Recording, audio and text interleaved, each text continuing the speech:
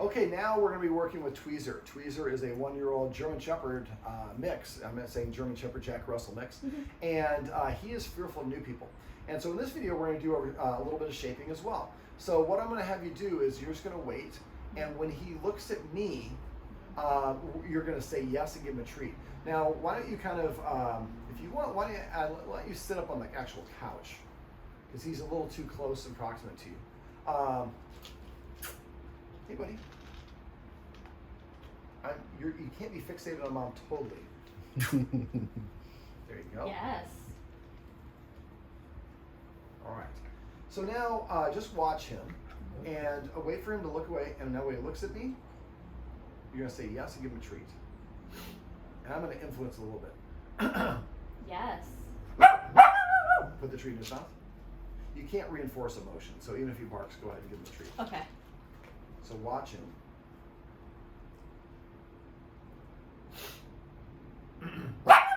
Yes. There you go. And normally I would not like to be making a sound. I like him to do it on his own, but he's so interested in treats. Let's just kind of wait now. We'll see if he looks at me with just a regular talk. I've been talking for like 2 hours, so it's not as big of a deal. If I make those sudden... Yes. There you go. So what we're doing is we're basically just helping him. This is basically called the engage-disengage game. But we're using shaping to begin it. Now that time he didn't quite look at me. That's okay. Sometimes it's hard to tell. So what we're doing is, and try to keep your hand, maybe take one out and put it out to your side. Yeah, there you go. And so if you're holding he's like, oh my God, she just gave me a mother load of treats. Yes. There you go. Now we can do this with a clicker, but he's a little sound sensitive. So I'm worried that, and there you go. And so what we're doing is we're just, the engage-disengage game means that we're going to reward him first for engaging. That means looking at me. And when he looks at me, we say the marker word the instant he looks at me to let him know that's what it is that gets him the treat. And this is something we can do eventually outside at a park or somewhere where it's pretty big. Yes. There you go. If you see me nod, then he looked at me. What we should see is him starting to look at me faster. Try not to put your finger in there first. You're starting to pay him before you... Yes. Very good. So now he's learning to engage with whatever the enemy, essentially, in his mind. And so if you go to a big park or a big open space where there's a lot of space and he sees somebody, and as soon as he looks at them, you say yes and then give him a treat. After a while, he recognizes that looking at people is a desirable activity. It's something that gets me a treat. Now he's kind of focusing. Yes. There you go. And as you'll notice, he'll start figuring this out more and more. So you could actually put a can on the floor. Every time the dog looks at the can, you do the same sort of thing. Try not to put your hand in. There you go. And try not to jitter your fingers. There we go. And so I know all these little things. Yes. There you go. And if you're doing this with a guest here, you could have your guest doing like what I'm doing, nodding, because verbalization sometimes triggers him. And what we should see is him start looking at me more and more, because now that's what gets him the treats. You're saying yes when he does. And then what eventually happens is the dog starts turning away from them because towards the person who's giving the treat. And now I'll talk a little bit louder to get him to look at me. Nope, that was not quite yet. He's being very crafty, but that's the thing. Before I was going to use the chicken liver treats, they were such a high value that he was not really paying attention to me. And yes. There you go.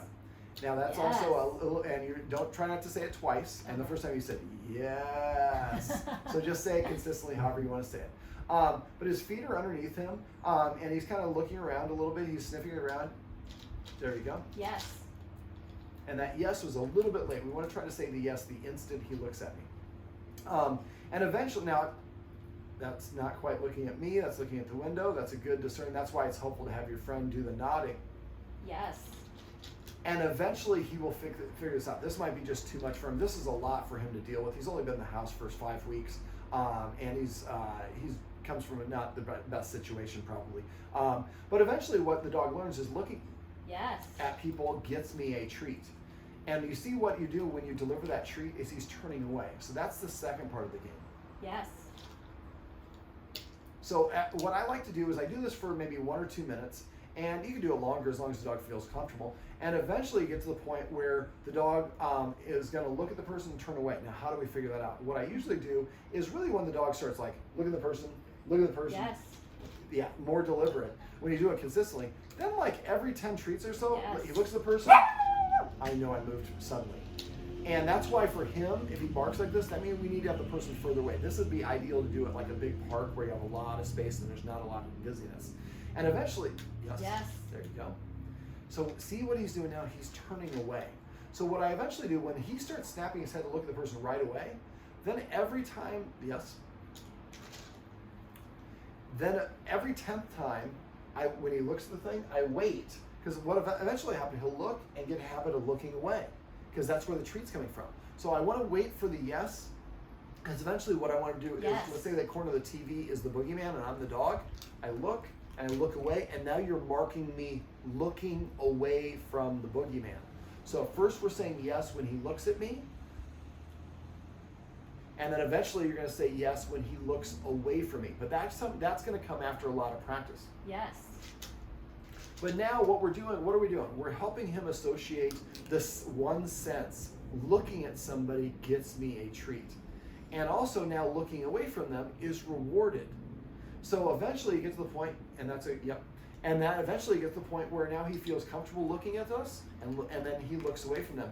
Now, if he ever looks away from somebody, if you can, try to get that person to move away. This is why it's helpful to do this like with a friend, so that the friend sees that you be talking to your friend with your earbuds. So you maybe come up with he looks at me, and then maybe the friend turns away or walks away. Now, walking away, if it promotes a response, then maybe the friend just turns their face away. But that's, again, one of those cutoff signals, turning away, like we talked about in the other video. So after a while, if he starts recognizing, I turn my head away, things go away, I feel good about that. Let's see if we can get one more for the road. Yes.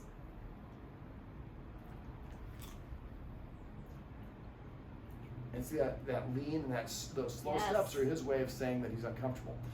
This is my little buddy Tweezer, and these are some tips and tricks you can use on how to use shaping to play the engage-disengage game.